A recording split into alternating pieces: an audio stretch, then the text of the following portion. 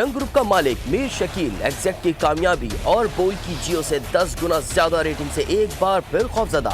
एक बार फिर पाकिस्तान की सबसे बड़ी आईटी कंपनी के खिलाफ मनफी प्रोपेगेंडा। एक बार फिर गैर मुल्की खबर रसाईदारी की वेबसाइट पर अपने कारिंदों के जरिए बेबुनियाद और मन घड़त आर्टिकल छपवा दिया।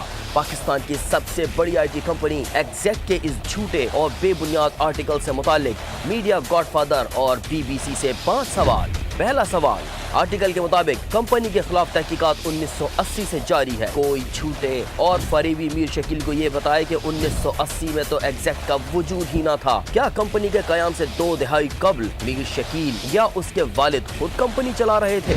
दूसरा सवाल, एग्जैक्ट को 2015 में मुखालफिन की साजिशों की बदौलत गैर कानूनी तौर पर बंद किया गया था, तो मुनाफा कहां से आ गया? तीसरा सवाल, क्या मीर शकील तुमने पहले भी पीबीए के साथ मिलकर हुकूमत से एग्जैक्ट और बोल की बंदिश और साजिश से मुतालिक मुलाकातें नहीं की थी? चौथा सवाल, जंग ग्रुप ने इससे पहले भी न्यूयॉर्क टाइम्स में पीबीए के तवस्सुत से मन घड़त खबर छपवाई थी।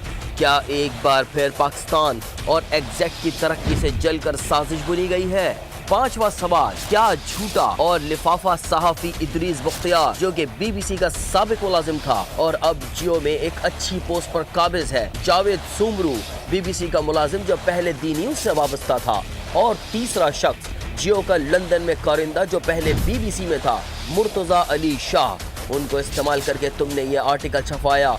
मीर शकील, क्या ये सब तुम्हारे पेरोल पर नहीं? एग्जैक्ट मन घड़त और झूठा आर्टिकल छापने पर न्यूयॉर्क टाइम्स के खिलाफ और इन झूठी खबरें चलाने वालों के खिलाफ कानूनी चाराजोई कर चुका।